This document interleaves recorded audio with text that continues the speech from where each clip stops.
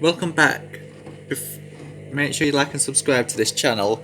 We've got the pre-wash on today, and it's just about reached 60 degree.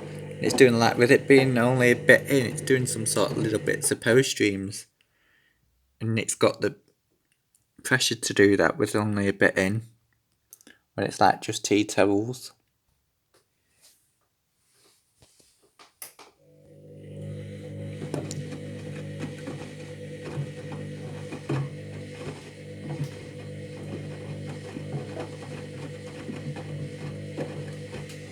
Like that. Did you see it? A bit like a power stream though, because it's lightweight load and do only small items. That's why it does it. It doesn't really do power streams, but I'd class that as a bit of a power stream.